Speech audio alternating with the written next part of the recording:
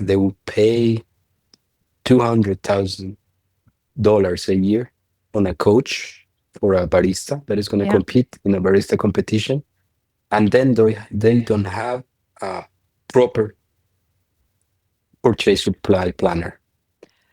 What are we doing? How the fuck are these people meant to survive? I don't understand anything about anything anymore. Go ahead, Felipe. I think that's a great point, Lee, and that's why we didn't even mention. I mean, you mentioned, but we didn't even go into the whole $30,000 coffee because it's not our business. It's not real business. life. That's fake. Yeah, that's glitter. So the most honest I can be with anyone is I'm trying to be the most informed, best professional I can be every single day, working with a great team, as lean as possible, seriously trying to deliver quality, not pretending 100% of my farmers are regenerative, but we're working really hard to try and innovate in a very difficult market, very difficult, very slim margins, with trying to push on with quality, with everything, with relationships. And it's the same all the way down the line. Yep. If you've ever thought about doing business in the Middle East, or you're just curious about what's happening in one of the most exciting coffee markets in the world, we've launched a new direction for the Map of Forward Middle East podcast as an invaluable resource to help you find out more about doing business in the region. It features real conversations with values-driven entrepreneurs and businesses that have been operating in the region for years. Just as the global podcast, the Map of Forward Middle East podcast will talk about opportunities, challenges, and the realities of building something sustainable in a fast evolving market. The show is in English and the guests are deeply inspiring. Search Map of Forward Middle East wherever you get your podcasts, hit subscribe and share it with your friends. Welcome to the Daily Coffee Pro by Map of Forward, friends. I'm your host, Lee Safar, and this is unfortunately the final episode of this series with Felipe and Angel. We are talking about the global coffee industry in 2025 so far. We say so far because it's September and it feels like there's been 55 years in this first 9 months of 2025, and it feels like there still could be 600 years worth of things that happen in the next, from now until the end of the year. And I was saying off air to the guys that I'm even noticing that I'm subdued in this conversation because this is a very unsure time. September the 2nd is a very uncertain time for us in the industry. Things could go any way. And the thing that I'm finding that I'm telling many of my clients right now is anyone who's telling you that they know where this goes, run away from them. Because this could go any way. Tomorrow, Trump could wake up and say, haha, I was joking, the tariffs are not going to go on anymore. And all of a sudden, trade starts to pick up through Brazil again, and there's more volatility in the pricing and blah, blah, blah. Who knows? There's lots of things that could happen. In this episode, we're talking about where do things go from here for the next 18 months. And so, guys, I don't know who wants to go first here. But who has any predictions about what happens over the next 18 months? I know you both do. Can I go first on this one, Felipe? Or? I'll let you take the lead.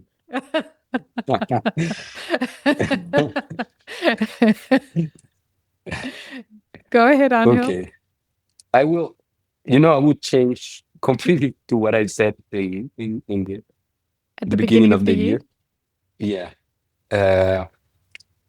To everyone listening, and most of the time I have to tell you, roasters come to me for the podcast, but not only, I didn't tell you this, Lee, but there's a new person working at the company that the first time she listened to me was on your podcast. Oh, awesome. Came to me by Great. What's her name? Angelica. It's her name. Hi, she contacted Angelica. me on LinkedIn. Yeah, she's working with us since the month of August. Nice. Okay, I will change completely to what I said in the beginning of the year. To everyone listening, most of the time I have to tell you, roasters come to me for the podcast, but not only, I didn't tell you this, Lee, but there's a new person working at the company that the first time she listened to me was on your podcast. Came to me by Angelica. What's her name? Hi, Angelica. Yeah, she's working with us since month of August. So I will completely go different. The first, I would say, have uh, three ways of, I don't know, it's thinking, but try to think on your business model on three stages or three steps. I don't know. The first one, I would say, philosophically, uh, think ahead and act today. Have your clearest strategy to 18 months, 1 year, 18 months, 2 years or more, but know that every day you will have to adapt yourself, your business to go that way. Mm-hmm. I think that's the first one. So that's why I said philosophically, the way you think on your business. The second one, and this one is more touching base, to reality. Mm-hmm. Felipe talk in the past about scenarios. I would say think of scenarios, but in a different way. If we are thinking about the market, think $1 ahead for locking your necessities. If right now market is 385, well, think the base of your business at 485. And do you say that, if you don't mind me asking, do you say that to help people manage risk? I would say it's a way of managing your risk because you cannot, uh, Predict. basically, what you cannot control, Yeah. it's a risk you will never be able to manage. So I'd like the worst scenario, and say, okay, it's 385, it will be 485. But if the market is at 5, I have to think my business model at $6 if the market is 5. So think that ahead, and that way, it won't happen what happened, what Felipe was saying. The market is 290 to say I have to be at 250. No, think that it can go up, and I think that's a more healthier way, I would think, to think on your business. Mm-hmm. And a third one, and this I think is not easy, but if you are creating a value proposition for your company, think that there are some businesses that you can lose. There are some businesses where you need to focus because it's where your value is accepted. And think that thanks to this, you will be able to develop some new businesses as well. Lose those businesses where your risk is too high. Because if your risk is too high with the current volatility, you wouldn't be able to manage it. So focus on those that are going to give you a value and start building from there to create some new ones. On that, something that's really interesting that I hadn't thought about before, but it is absolutely true. When I'm helping clients build businesses and we're talking about a sales strategy, a lot of people in coffee have a problem with selling. It just feels yucky to them, right?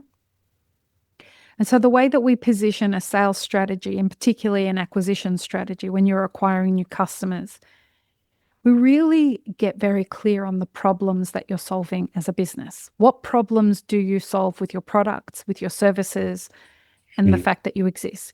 When you can clearly identify what problems you solve, then you can go and find the people who are looking for those kinds of solutions.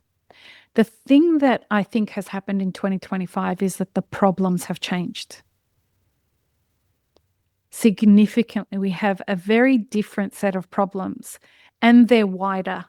They're much bigger, and they're like, those problems now aren't about like, can I afford to buy this or that product? It's, do I stay in business or not stay in business? So the implications of not finding the solutions to the right problems are much more severe than they used to be. And so the risk has accelerated majorly, right? Exactly. It was another time, but I think I tell you this story one time of a roaster that was telling me that he wanted to get the market of an airport of his country because it was massive volume, but he would lose money. And I was saying, but why you want to do that? Yeah, we talked about that when you guys were in Dubai. Yeah, and it's not. I mean, it's not a business. You're gonna lose money while you do it. So try to focus on what creates a value for your company, because the value that you're creating is accepted and needed in a way. Yeah, vanity business. We have gone beyond the part of business where the things we did, the vanity elements of our businesses, are no longer we don't have as much room to entertain those kinds of things as we did before. Right? Felipe, I mean, this is a point where we could talk about $30,000 a kilo and blah, blah, blah, blah, blah, but we'll keep it. Go ahead. Yeah, well, continuing on that line, I think it's a time for roasters to consider how they approach their sales, how they approach their, particularly wholesale. I think you can create an amazing brand, a cool brand, kick-ass brand for the final consumer. I think you need a different approach for wholesale. Need and are able to. I think wholesale, you have the ability to have more of that person's attention. And I think that's where the squeeze is going to be. Because I see final consumers, I see my friends who are not in coffee, they have subscriptions and they're like, yeah, I got this letter from the roaster explaining that coffee is going up. And that was a really nice letter. It's like super informative. And like, yeah, I'm like, you okay with paying more? It's like, yeah, it makes sense. Like, and I think the final consumers are, like I said, even in the US, I think people will pay. The final consumer is not really where the issue is. And then when you put the rise to the final consumer, a 40% rise in this market is not a 40% rise to the final consumer. So I think that with the wholesale, it's focusing more on an education forward approach. And being a partner. That's at least how I do business. Is I'm very emotional about my customers. My customers are I consider them my friends. Some of them I consider family.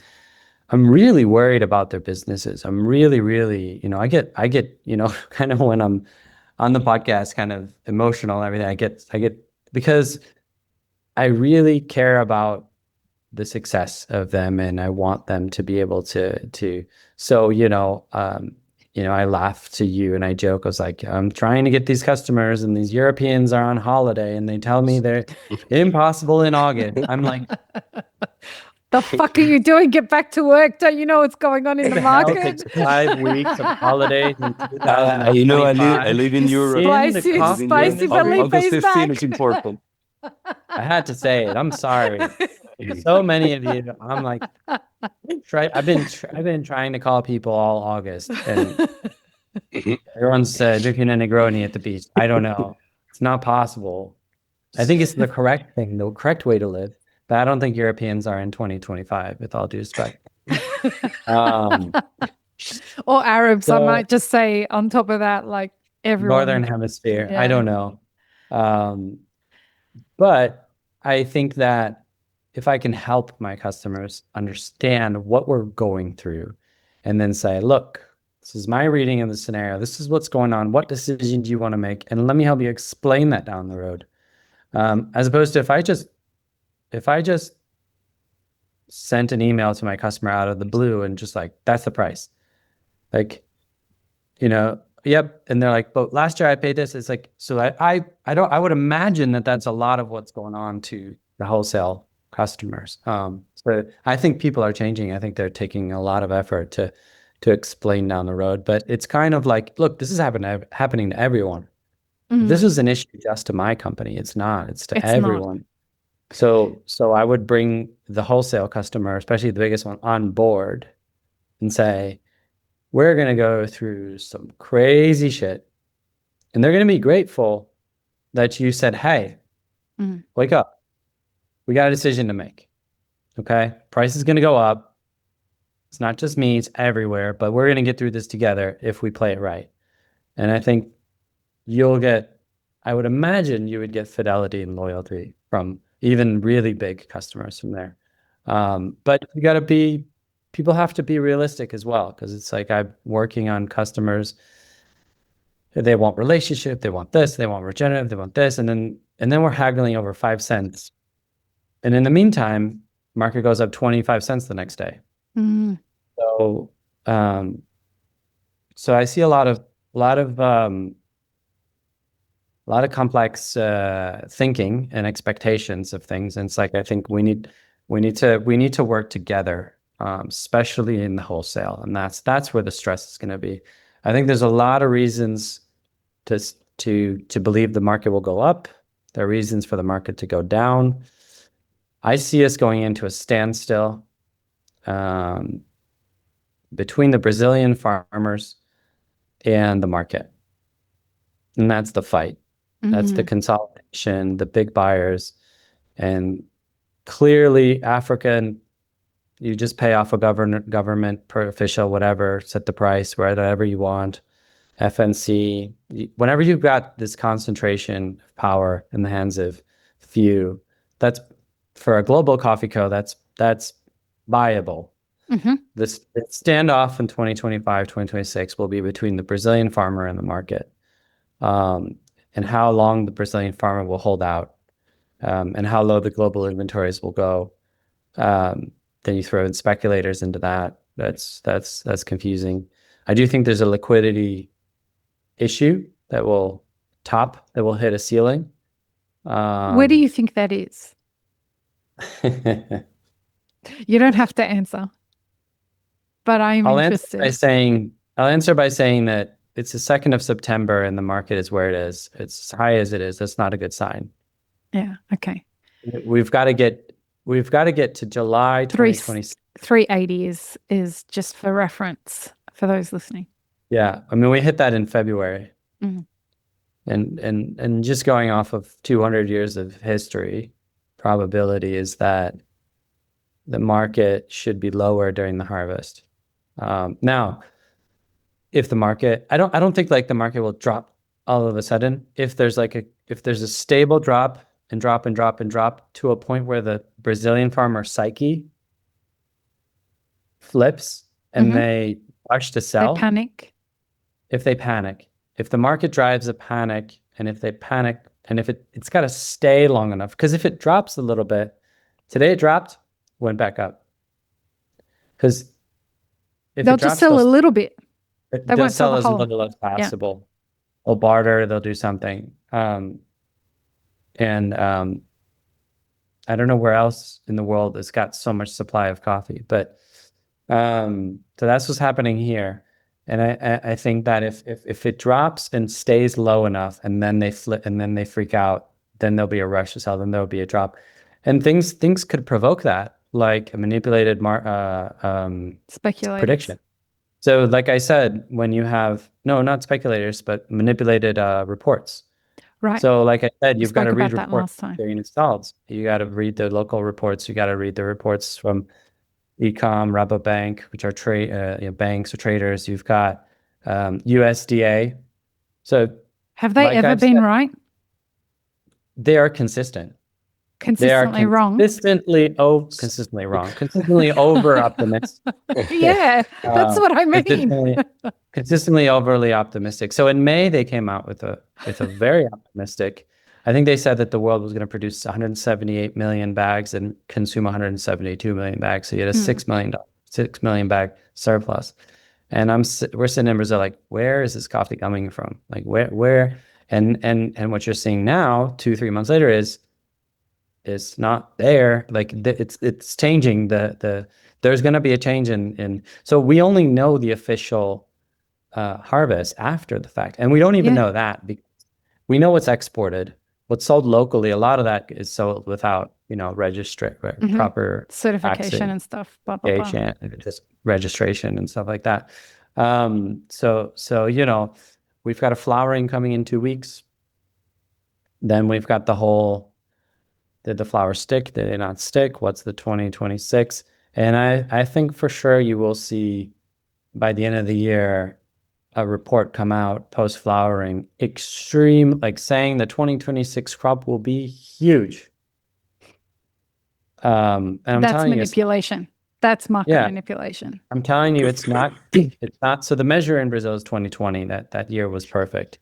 It's already not going to reach that. Many agronomists I've been talking to believe it's not. So that's the only thing I think is you'll continue to have an up and down, volatile, up and down market. But I think that zooming out a little bit, something I've been thinking a lot about is this capitalist system we're living in is eventually going to have to break. Mhm. It's something's going to have to give, something's going to have to change. And I was walking on the farm and thinking, okay, coffee, this is chaos for my life, this is chaos for the coffee industry, but it's not really chaos for anyone else. Like, they just pissed off coffee's a little more expensive, and cacao's going through the same thing, but we're very peripheral in terms of commodity. Now imagine this happens to soy or to corn or to wheat. Well, you say, oh, well, there's a lot of global inventories. Well, we had a lot of global inventories for They're not- coffee, and they they're were gone. gone. 6 consecutive years of bad crops. And then speculators jump in, Mm. And what will happen to the food price? Is it, I was in Paris a couple of weeks ago and did a tour of Bastille, and they're talking about the fall of the French monarchy. And one of the things I found really interesting on the tour is, like, that year there was a crop failure. Mhm. And the cost of bread was like the cost of a monthly salary. And so that's the breaking point when people were like, Right. we've got a week of energy left, we will die. Right. And then they just attacked and killed the entire monarchy, of the French Revolution. So something's got to give. I don't think it will go to that extent. I think governmental, some kind of policy, there needs to be some kind of protection against this speculator and endless sort of spike. But we're seeing signs of that now, Felipe, because those buy now, pay later schemes, Klarna and Afterpay and all those kinds of things. They are starting to see more people than ever use those systems to purchase groceries. That is an indicator everybody should be paying attention to. When people are buying groceries and Over several months, over weeks, they're going to buy the groceries online, let's say through Amazon. And on Amazon, you can buy your groceries and set that you pay that bill over 4 weeks, 4 payments. When that's what's happening, and to add to your point in the consolidation episode, what we're starting to see is corporates breaking into, so they're merging and then breaking into 2 companies, just like what's happening with Keurig, Dr. Pepper, and JDE Peet's. But this is happening in other FMCG mega corporates as well, because they're finding that the consumers are not buying as much as they used to, so they have to consolidate and become more efficient so that they can survive. So I'm not sure that even though the consumer has been resilient up until this point, I wonder how many options they have left to keep up with buying power that they want before. Go ahead, Angel. That I think you have a point, but I think there's also some, how could I say this? So many, I mean, globally, people, I think, is also losing focus. Yeah. Because, as you said, they could buy for payments their food, etc., but they will still buy a mobile phone that costs over $1,000. And I think that's when you see that the problem, it's probably not on the resources, but on how they use them as well. And it is possibly what people sometimes do not realize. And here, of course, I can understand, this conglomerate is saying we have to be more efficient. We have to do this. We have to do the other. So people will buy more, and that way And the we share can price offer can cheaper. stay up. The cheaper, but possibly it's not a matter of that of a cheaper price for the consumer to buy back again. Is to have again the interest on it. And as Felipe was previously saying, I think it's very important to think that every purchase that you do, it's really an action, and you can also define a lot of what or who you are. Felipe was saying about Amazon, and it's the same thing. At our house, we don't we don't buy Amazon. Our baby is using these non-disposable diapers, things that, because I Conscious think you need, capitalism, conscious yeah, consumerism. you need to consider this thing, and something very funny happened to me a couple of weeks ago. I was in south of Tolima, Mhm. and um, there was this farmer who had a baby, and she, I found out, was using the same non-disposable diapers as we are using at home, which really got my attention for different reasons. The first one is because it's a British brand. So really, like, in a very deep countryside of south of Tolima in Colombia, there is one farmer using for her baby the non-disposable diapers, and I asked her, why are you using them? And you know what she Why? replied to me? I thought it was going to be environmental, Yeah. but she said, because I make an analysis and I saw that it would cost me less Mm. to do it than to have 3 years of disposable diapers for me, even if at once it's more expensive. And well, she was fortunate because her mother-in-law lives in London, so she should bring them in. And I think it's conscious. Yeah. Every purchase we do, it's an act of conscience, and it can come to many things. Like the packaging. Are we, every plastic thing we buy, do we know that it's going to the ocean, and do we even care about it? And I think that's where we lose sometimes focus on saying, or this conglomerate saying, I'm gonna get cheaper so people will buy more, but it's not that. I think it's that you get to get the consumer's interest on it. Mm. Yeah. And why or how, it could be different. It could be the environment, it could be the pocket, it could be, but you get to have their interests. And possibly, as an industry, we are losing it. I agree. Felipe? Yeah, I would say in 2025 you have to be very practical about buying coffee, but I think it's never been more important to have intention and to even if it's a small part of what you're buying, to really tell that story, to start that, because because we again we have climate change coming, we have the science coming, and we need to make it different. We need to make a change. We have solutions that are, I think, regenerative farming, agroforestry is still, it's expensive to develop this know-how and this knowledge, but I think that's very important that you start to look into what the future of producing coffee will look like, if we will have coffee. The other thing, just a message that came across my head to roasters this year is, it's very hard at origin. It's very hard right now, especially with this dynamic of farmers not wanting to sell or wanting to sell. So I think it's important to have a dialogue with your partners and your exporters of, and all across, roasters will have to buy, what is it, Ethiopians, Central Americans, they will have to buy their coffees in very difficult markets.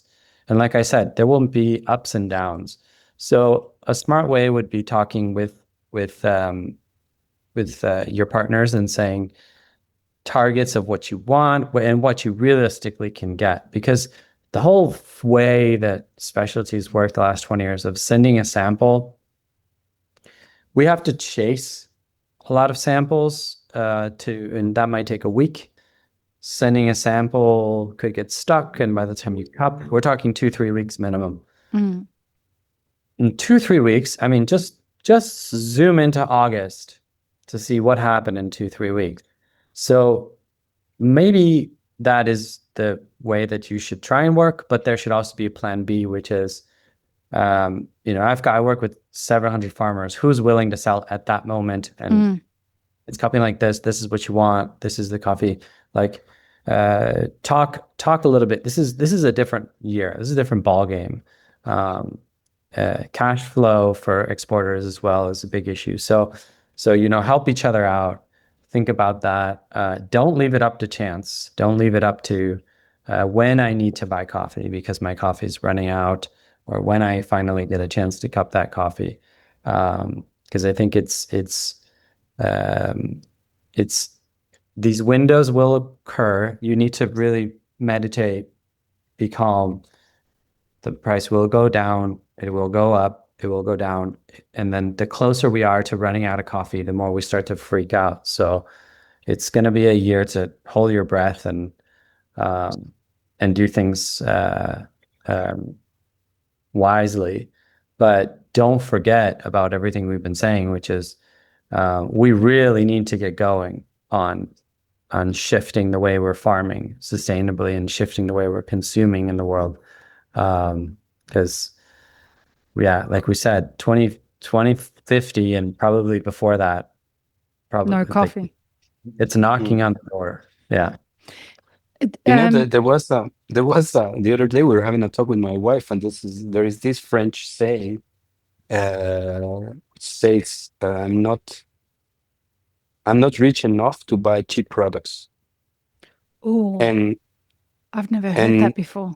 Yeah, but if you think in it, it's like if you buy a cheap pant, it could last 1 month, so you have to buy another pant the other month. But if you buy one that is more expensive, it could last you for a year maybe. And I think in coffee, for the impact that it has, environmentally speaking, I don't think we have such a rich planet currently to afford to buy cheap coffee with not the values and the practices that we know that are good to support. Yeah. Before we go to the last question that we ask every guest, I want to ask you guys to do something for our listeners. We're going to have you back at the beginning of 2026. But given that people are starting their planning processes for 2026 now, for those who are going to keep their businesses open, what's one thing that you would tell them about the next 18 months that they should focus on? Sorry, for what kind of business owner? What part of the coffee chain? Anyone in coffee. It can be something specific, or it can be across the supply chain.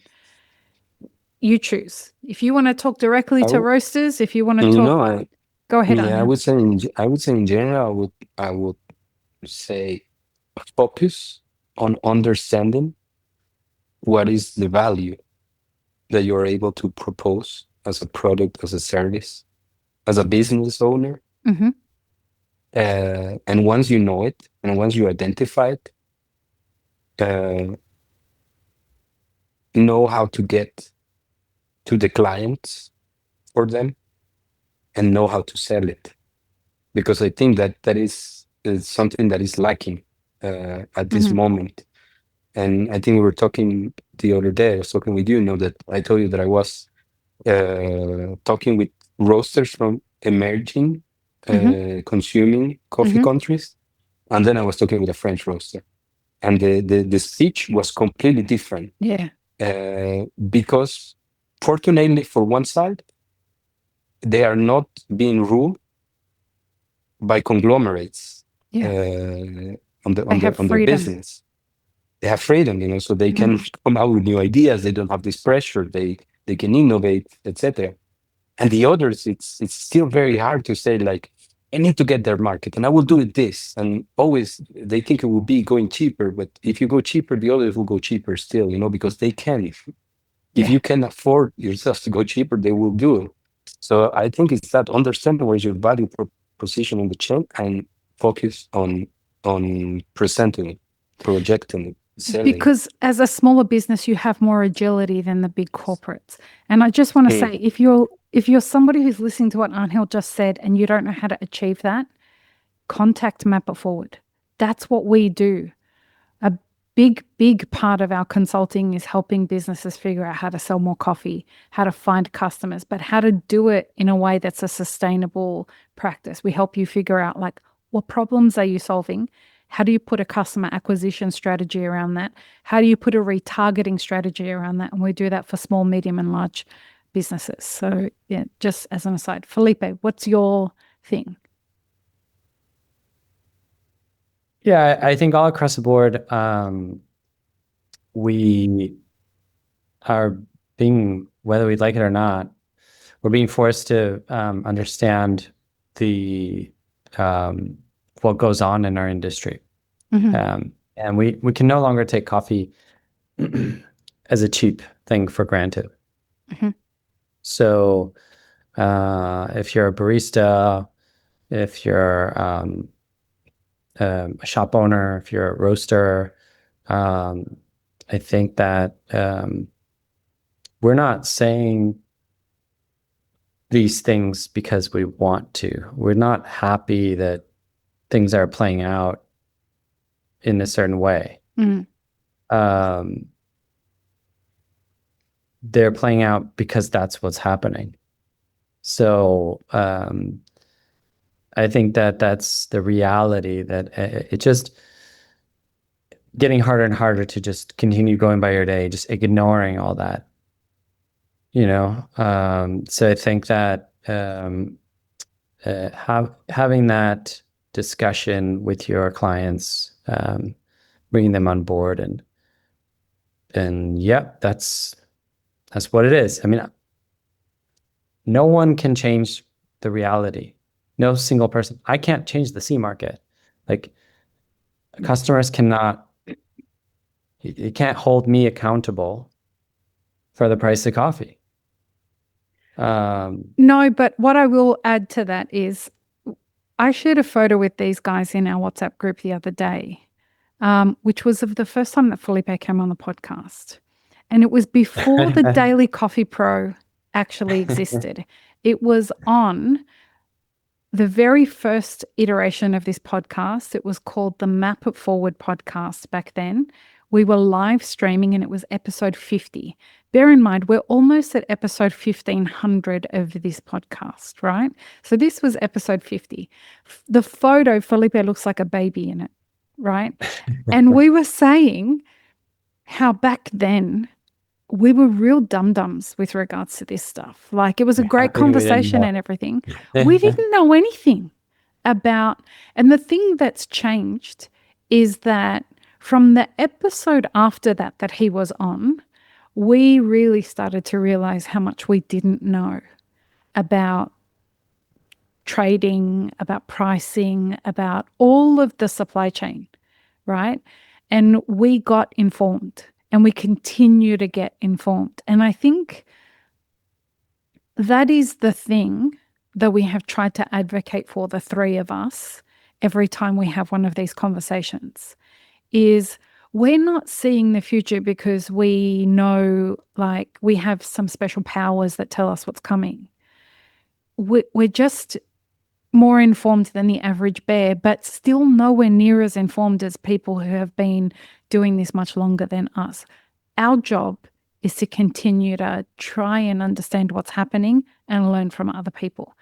We just want the more people in our industry that have a focus on learning about our supply chain, then entering coffee competitions or all of this other bullshit that goes on. No disrespect to anyone who loves that stuff, but for fuck's sake, we're in 2025 and 2026 is more likely going to be more of the same. If you're still focusing on how to do some of the stuff that's not as productive as getting informed so that you can keep your business alive, I'm not sure that we can be of any more help. Go ahead, Felipe. This is, You know, that's a great point. This is a great no, point. you know, it's Go ahead. completely, you know, I have, oh, sorry.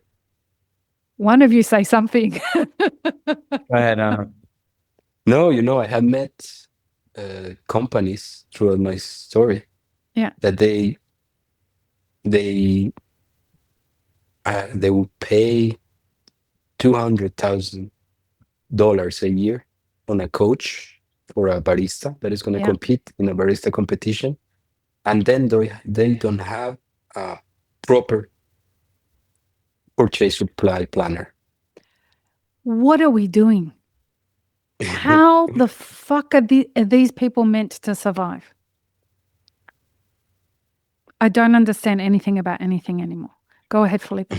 I think that's a great point, Lee, and that's why we didn't even mention. I mean, you mentioned, but we didn't even go into the whole $30,000 coffee because it's not our business. It's not real business. life. That's fake. Mm. Yep. That's glitter.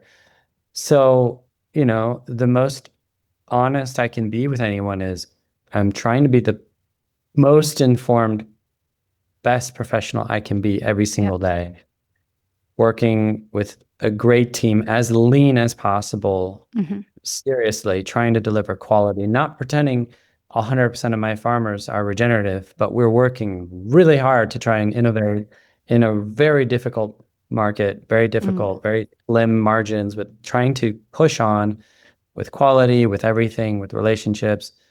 And it's the same all the way down the line. Yep. It's the same for the roaster. It's the same for the coffee shop. We're all just trying to get through this.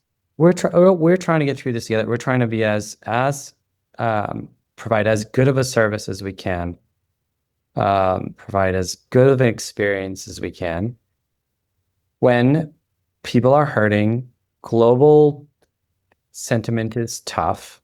Markets are tough.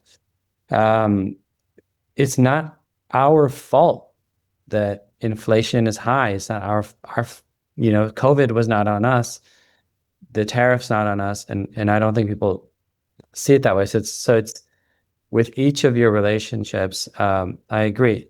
You should be spending way much more of your time on being educated, securing on your supply, on your education, on telling your customers, than this this like flashy sort of stuff that has appeared in coffee for a while. Like, this is the core of your business. It's a distraction. Everyday people drinking coffee. That's the core, and we're all going through this. So just that's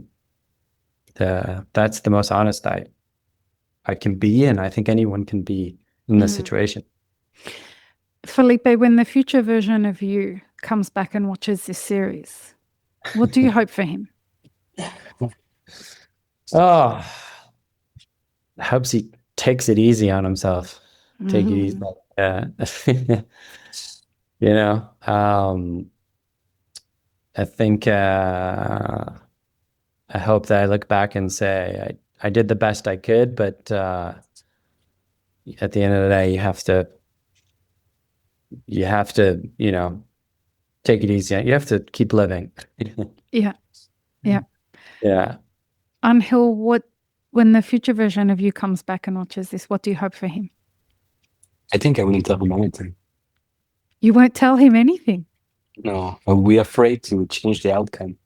But what do you hope he's achieved or not achieved or experienced? You don't want to tell him anything? No, I think my wish will be that I was able to change some things without changing myself. Oh, I love that. I love both of those answers.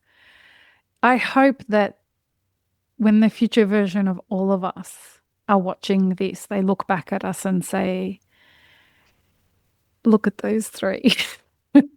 Thank fuck we survived it. And that we're having a coffee somewhere fabulous going, we made it, guys. I hope so anyway. Thank you for how generous you are for our industry. You two are a real asset for us. I'm honored to be your friend. Thank you for how much you teach me. Thank you for how generous you are with, grabbing me by the ear and saying, that may not be the right way to look at it, but also encouraging me and saying, thanks for everything that you do. So I really value our group chat. I value you as men and as leaders in our industry. And I look forward to the next time that we do this. Our industry really values what you guys have to say. And just, I want to tell everybody something. Don't assume that just because the three of us are more informed than the average person in coffee, that this has been an easy year for any of us. For one reason or another, the three of us have experienced just as hard a year as everybody else. We have not gone unscathed. And that's important for people to know. This 2025 is not leaving anybody behind. Everybody is experiencing 2025 in one way or another. And it's important for everyone to know that. So your community means more than you realize in 2025. Certainly these two for me have been quite a rock, and I'm really grateful for the two of you. So Oh, thanks to you. Thanks to you, Lee. The other day, the other time I told you that I found that your podcast sometimes could be like an escape valve, for really saying, what you Yeah. cannot say to other places. But I think also the value is now that we're talking about it is it's the independency as well that you have and that allows you and allows you to be so. So no, thanks to you. Thanks for the space. It's always a pleasure. Thank you, Angel. Thank you. All right. One last thing, guys. Will you sign us off for this series? With pleasure. Yeah. Go for it. Peace. Love, peace, love, and peanut butter. And peanut butter. Have an amazing rest of your day, everyone. Bye. All right. Bye-bye. This episode is part of a 5-part series produced by Mapper Forward. Check the full playlist and guest details in the show notes, as well as how you can support our work in the coffee industry. Become a premium YouTube subscriber, explore our Patreon and any brands we've partnered with to bring you this podcast. Please don't forget to like, share, and subscribe. It really does help us grow our audience.